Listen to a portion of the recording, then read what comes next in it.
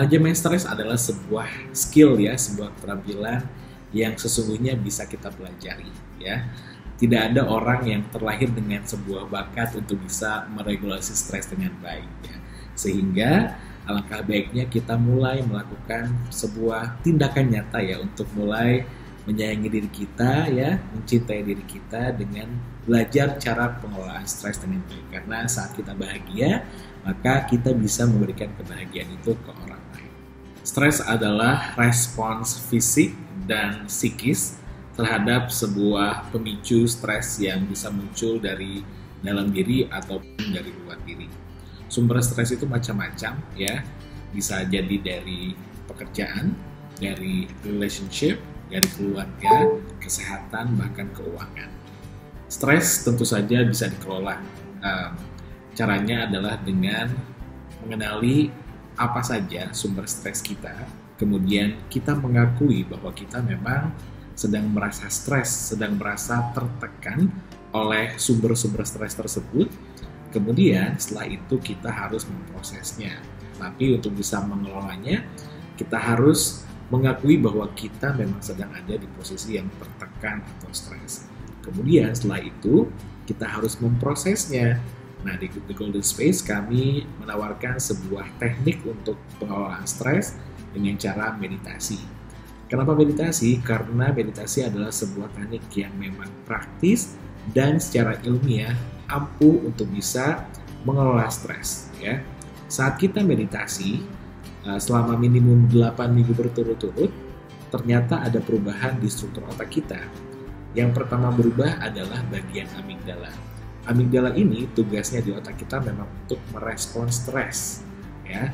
Dan saat kita melakukan latihan meditasi selama minimum 8 minggu, ternyata bagian amigdalanya akan mengecil sehingga kita tidak akan mudah terpapar stres.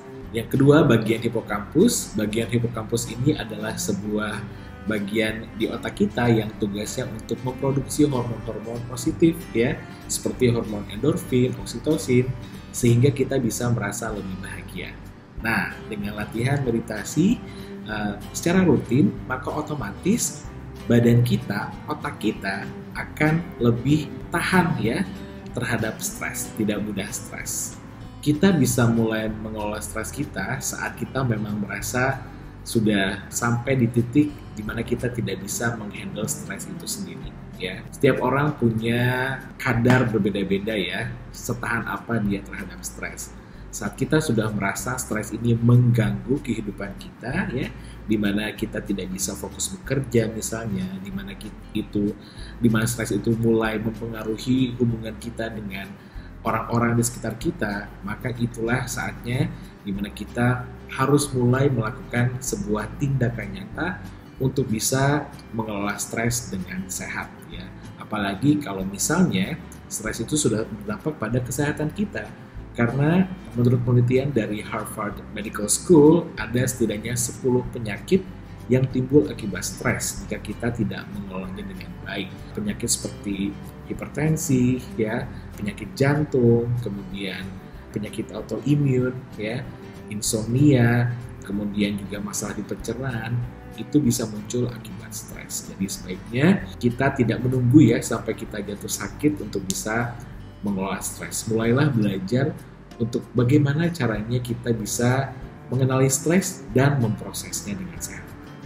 Saat kita sudah merasa stres itu berdampak kepada pekerjaan kita, misalnya kita jadi kurang fokus di pekerjaan, banyak melakukan kesalahan, ya performa kerja kita menurun, artinya stres itu sudah mulai berdampak pada kita. Maka lakukanlah sesuatu terkait itu, atau ketika hubungan kita dengan pasangan, dengan keluarga, dengan teman-teman sudah mulai terganggu akibat kita merasa stres dan kadang-kadang kita tidak sadar kita melampiaskan ya segala macam beban, tekanan yang kita dapatkan dari stres itu terhadap orang-orang sekitar kita sehingga timbul konflik ya. Ketika itu terjadi, itulah saat kita mulai harus bisa memperhatikan kesehatan mental kita dan mengelola stres dengan baik. Begitu. Stres itu adalah sebuah hal yang akan selalu hadir ya dalam hidup kita. Maksudnya, trigger-trigger atau pemicu stres itu akan selalu ada, kan kita tidak bisa mengontrolnya ya.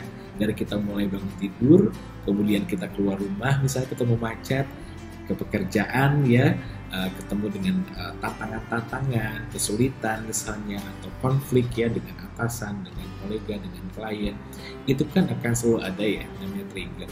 Nah, untuk bisa menavigasi segala macam tantangan-tantangan hidup ya, sehingga kita tidak stres, sebaiknya kita melakukan latihan pengelolaan stres dengan rutin. Nah, makanya kita memberikan latihan meditasi sebetulnya, karena meditasi sebuah metode yang sangat praktis. Kita bisa melakukannya dimanapun, kapanpun ya.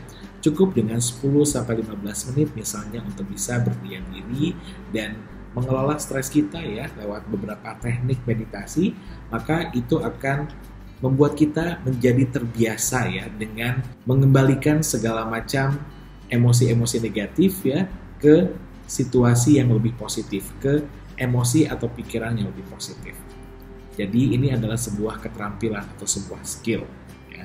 Semakin sering kita melakukannya, maka akan semakin mudah kita bounce back atau kita kembali ke posisi atau ke situasi yang lebih positif.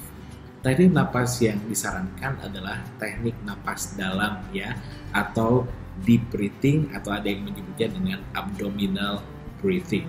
Maksudnya apa? Jadi saat kita bernapas, pastikan napasnya dalam hingga tulang rusuk kita mengembang dan perut kita mengembang ya.